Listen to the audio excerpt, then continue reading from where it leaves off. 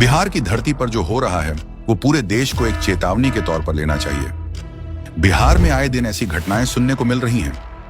पहला अररिया से 6 साल से भारत में रहे एक घुसपैठिए को गिरफ्तार किया गया जो 2 बार वोटिंग भी कर चुका है। दूसरा किशनगंज में फर्जी आधार कार्ड बनाने वाले गिरोह का भंडाफोड़ हुआ, जहां हाईटेक मशीनों से विदेशी घुसपैठियों के लिए पहचान बनाई जा रही थी। गिरोह का मास्टरमाइंड अशरफुल गिरफ्तार हुआ है। तीसरा, वहीं सुपौल में एक और बांग्लादेश की फर्जी दस्तावेजों के साथ पकड़ा गया। यह समस्या केवल बिहार तक सीमित नहीं है। पश्चिम बंगाल में न्यूटन दास नाम का व्यक्ति, जो बांग्लादेश में कोटा विरोधी हिंसक आंदोलनों का चेहरा रहा है, वह 2014 से भारत के काकद्वीप विधानसभा क्षेत्र में रजिस्टर्ड वोटर है। सोचिए, एक घुसपैठिया नागरिक वोट डाल रहा है, सरकार चुन रहा है और उसे रोकने वाला कोई नहीं। असल सवाल यह है कि ऐसे फर्जी नागरिक जब वोट डालते हैं तो वे किसे चुनते हैं? जवाब साफ है, उन्हें वही नेता चाहिए जो उनकी घुस पर आंख मूंदे रहे, जो उनके अवैध रहने को ह्यूमन राइट्स की ढाल से बचाता रहे और जो वोट बैंक के लिए देश की सुरक्षा तक को दांव पर लगा दे।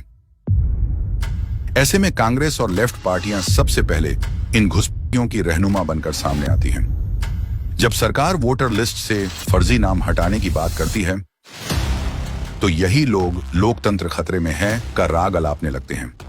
हालिया मामला बिहार में चुनाव आयोग वोटर लिस्ट के रिवीजन से जुड़ा है, ताकि चुनाव आयोग ये पता लगा सके कि बिहार में कहीं घुसपैठिए वोट लिस्ट का हिस्सा तो नहीं बन गए हैं। आखिरी बार अटल बिहारी वाजपेयी की सरकार के समय 2003 में इसी तरह का रिवीजन रोल आउट हुआ था।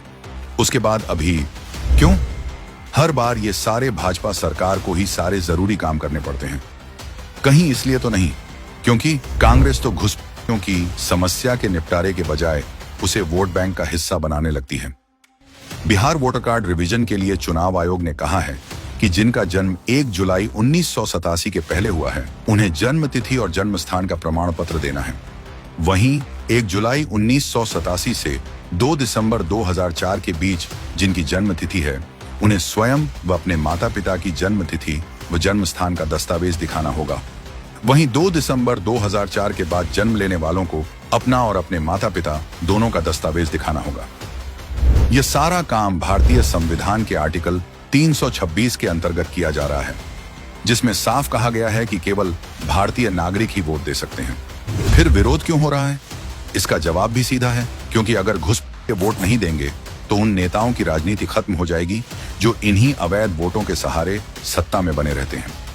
यही कारण है कि राहुल गांधी और तेजस्वी जैसे नेता, जिनका खुद का जनाधार खिसक चुका है, पहले से ही अपनी हार का बहाना ढूंढने में लगे हैं।